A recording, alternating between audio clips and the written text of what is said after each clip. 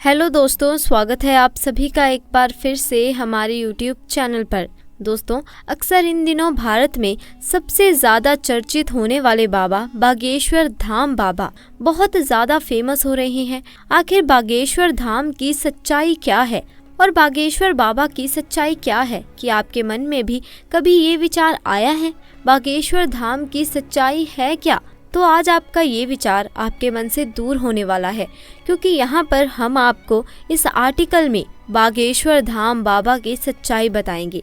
दोस्तों, पुलिस ने खोले बाबा बागेश्वर के राज, तो फिर क्या बाबा को वो पुलिस उठाकर ले गई? आइए जानते हैं आज की इस वीडियो में। दोस्तों, हम आपको भविष्य में होने वाले चमत्कारों के पीछे का राज क्या है, बागेश्वर धाम के चर्चा पूरे देश में कैसी हुई और क्या खासियत है बागेश्वर धाम के मंदिर की। दोस्तों, हम आपको बागेश्वर धाम के सच से रूबरू करवाने जा रहे हैं, जिससे आपको भी पता चल जाएगा कि बागेश्वर धाम की आखिरकार क्या सच्चाई है। दोस्तों, श्री बालाजी बागेश्वर धाम के चमत्कार आज देश ही नहीं बल्कि विदेशों में भी बहुत चर्चा में है, लेकिन बहुत से लोग बागेश्वर धाम में होने वाली सच्चाई को नहीं जानते। बागेश्वर धाम की अगर सच्चाई की बात करें तो हम आपको बता दें कि बागेश्वर धाम के महाराज श्री धीरेन्द्र कृष्ण शास्त्री, जिनको आज पूरे देश में बालाजी सरकार के नाम से जाना जाता है। बागेश्वर धाम मंदिर की विशेषता ये है कि यहाँ आए भक्तों की मनोकामनाएं पूरी होती हैं और समस्याओं का समाधान होता है। मान्यता है कि बालाजी महाराज और सन्यासी बाबा की कृपा से सब सिद्ध हो जाता है। बागेश्वर धाम में धीरेन्द्र शास्त्री से पहले उनके दादाजी भगवान दास गर्ग दरबार लगाया करते थे। धीरेन्द्र शास्त्री ने दादाजी की शरण में अपना बचपन व्यतीत किया और दादाजी के साथ ही धार्मिक गतिविधियों से जुड़ गए। साथ ही साथ वे दरबार भी लगाने लगे और जन कल्याण के लिए काम करने लगे। इस तरह से धीरेन्द्र शास्त्री को सिद्धि प्राप्त हुई। दोस्तों, आपको बता दें, बागेश्वर धाम सरकार का असली नाम धीरेन्द्र कृष्ण शास्त्री है। इनका जन्म छतरपुर के छोटे से गांव गढ़ा में हुआ था। इनका जन्म बहुत ही गरीब ब्राह्मण परिवार में हुआ था, लेकिन गरीबी के आलम में अपना बचपन गुजारने के बावजूद आज धीरेन्द्र कृष्ण स्वामी बड़े बड़े अरबपतियों को भी अपने दरबार में झुकाने की शक्ति रखते हैं। कहा जाता है कि धीरेन्द्र कृष्ण स्वामी हनुमान जी के परम भक्त हैं और 12 साल की छोटी सी उम्र से ही इन्होंने बालाजी यानी कि हनुमान जी की सेवा शुरू कर दी थी। इनका पूरा ध्यान भगवान की सेवा में ही लगा रहता था और सालों तक किसी तरह तपस्या करने के बाद धीरेन्द्र कृष्ण स्वामी को कुछ ऐसी शक्तियाँ प्राप्त हुई जिनकी मदद से आज ये सामने मौजूद व्यक्ति के बिना बताए ही उनकी परेशानियाँ समझ जाते हैं और उसे पर्चे में लिख देते हैं। दोस्तों, बागेश्वर बाबा ये तक समझ जाते हैं कि आप सच कह रहे हैं या नहीं। इनके द्वारा लिखा गया एक एक शब्द 100% सत्य होता है, जिसका सबसे बड़ा प्रमाण ये है कि आज तक कोई भी इन्हें झूठा साबित नहीं कर पाया।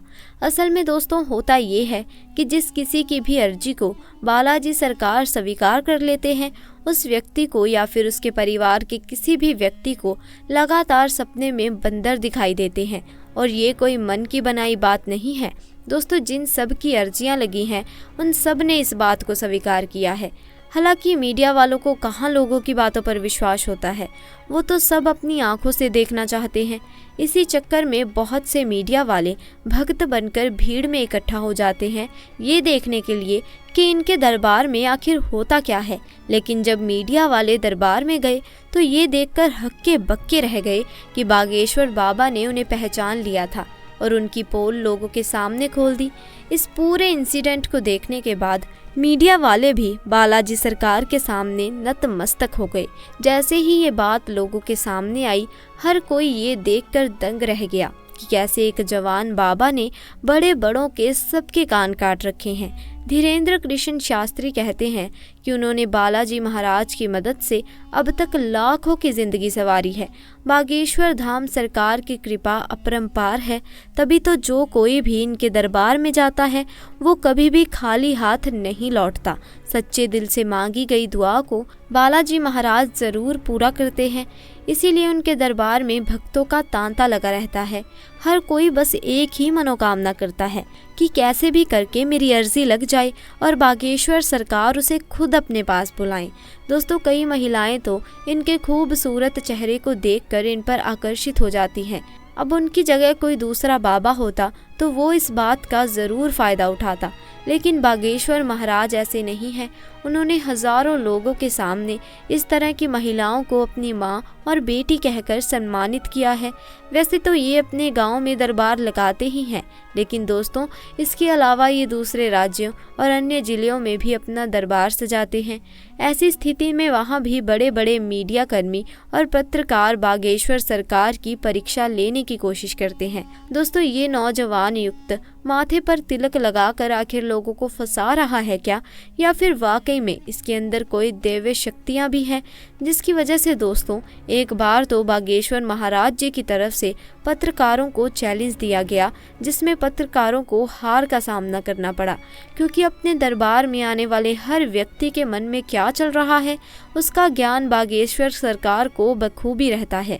तो चलिए दोस्तों अब बात करते हैं कि बागेश्वर धाम में कैसे लगती है अर्जी। दोस्तों बालाजी महाराज के बागेश्वर धाम में मंगलवार के दिन भक्त अर्जी लगाने के लिए पहुंचते हैं, इसीलिए यहाँ मंगलवार के दिन भक्तों की भारी भीड़ उमड़ती है। यहाँ अर्जी लगाने की प्रक्रिया बहुत आसान है। आपको एक पर्ची पर अपनी समस्या लिख देनी होती है। इसके बाद पर्ची को कपड़े में नारियल के साथ बांधकर यहाँ परिसर में रख देना होता है। परिसर में आपको लाल, पीले और काले रंग के कपड़े में बंधे हुए नारियल मिलेंगे। इसका कारण ये है कि अर्जी सामान्य होने पर लाल कपड़े में नारियल बांधा जाता है। शादी विवाह से जुड़ी अर्जी होने पर पीले रंग के कपड़े में नारियल बांधा जाता है, और अगर प्रेत बाधाओं से जुड़ी हुई अर्जी है तो नारियल को काले कपड़े में बांधा जाता है। दोस्तों यदि आप किसी कारण बागेश्वर धाम नहीं पहुंच सकते तो अपने घर के पूजा मंदिर में भी इसी प्रकार से आप अर्जी लगा सकते हैं। घर से लगाई गई अर्जी भी बालाजी महाराज ज़रूर स्वीकार करते हैं। तो चलिए दोस्तों अब बात करते हैं कि अर्जी स्वीकार कैसे होती है। दोस्तों पंडित धीरेन्द्र कृष्ण शास्त्री के अनुसार अगर आपने श्रद्धा पूर्वक अर्जी लगाई होगी तो बालाजी महाराज इसे ज़रूर स्वीकार करते हैं। आपकी अर्जी स्वीकार हुई है या नहीं इसका पता आपको सपने में चलता है। अर्जी स्वीकार हो जाने पर लगातार 2 दिन तक आपको या फिर आपके घर के किसी भी सदस्य को सपने में बंदर दिखाई देते हैं। अगर सपने में केवल एक ही दिन बंदर दिखाई दे तो समझिए कि आपकी अर्जी पहुंच चुकी है लेकिन स्वीकार नहीं हुई है। वहीं अगर सपने में बंदर ना दिखे तो फिर से मंगलवार के दिन इसी प्रक्रिया से अर्जी लगाएं।